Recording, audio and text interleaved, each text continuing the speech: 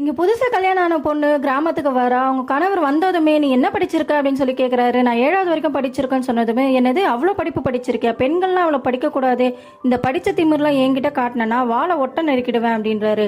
அன்னைக்கு நைட்டு அவங்க ஊர்ல மழை வரலன்னு சொல்லிட்டு டர்பா டான்ஸ் ஆடுறாங்க ஆண்கள் எல்லாம். ஆக்சுவலா குஜராத் சைட் பாத்தீங்கன்னா பெண்களும் இந்த டான்ஸ் ஆடலாம், ஆனா இவங்க கிராமத்துல பெண்கள் டான்ஸ் ஆடுறதுக்கு தடை செஞ்சிருக்காங்க. அந்த ஊர்ல தண்ணி பஞ்சம்ன்றதுனால ரொம்ப தூரம் நடந்து போய் தான் தண்ணி எடுத்து வரணும். அந்த மாதிரி போகும்போது ஒரு விதவை பெண் அங்க நின்றுட்டு இருக்காங்க. அவங்க ஊர் வழக்கத்துல விதவை பெண்கள்லாம் 1 வருஷம் கழிச்சு தான் வெளியே வரணும். அந்த மாதிரி அந்த பெண்ணு நின்றுட்டு இருக்காங்க. அவங்க எல்லாரையும் பார்த்ததுமே போய் பேசுறாங்க. யாருமே முகம் கொடுத்து பேச மாட்டாங்க. ஹீரோயினும் போய் பேசுறதுக்கு ட்ரை பண்றாங்க. அந்த பொண்ணையும் பேச விடாம எல்லாரும் தடுக்கிறாங்க. அப்படி ஒரு நாள் அங்க தண்ணி எடுக்க போகும்போது அங்க ஒருத்தர் சாகர நிலைமையில இருக்காரு. தண்ணி கொடுத்தா கண்டிப்பா அவர் உயிர் பிழைச்சுப்பாருன்னு சொல்லிட்டு அந்த ஹீரோயின் போய் தண்ணி கொடுக்கறதுக்காக போறாங்க. ஆனா அங்க இருக்கிறவங்க யாரும் தரக்கூடாது, தன்னோட புருஷனை தவிர வேற யாருக்குமே இந்த மாதிரி எல்லாம் செய்யக்கூடாதுன்னு சொல்றாங்க. அதையும் தாண்டி அந்த ஹீரோயின் அவங்களுக்கு தண்ணி கொடுக்குறாரு. அவரும் பழைச்சிடுறாரு.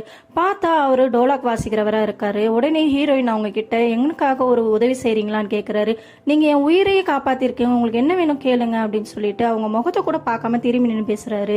எனக்காக ஒரே ஒரு தடவை டோலாக் வாசிக்கிறீங்களான்னு சொல்றாரு. அவரும் உங்களோட ஆசையை கண்டிப்பா செய்யறேன்னு சொல்லிட்டு டோலாக் வாசிக்கிறாங்க. அந்த ஹீரோயினும் தன்னை மறந்து டான்ஸ் ஆடுறாங்க. இதை பார்த்து அங்க இருக்கிற எல்லா பெண்களும் டான்ஸ் ஆட ஆரம்பிச்சிடுறாங்க.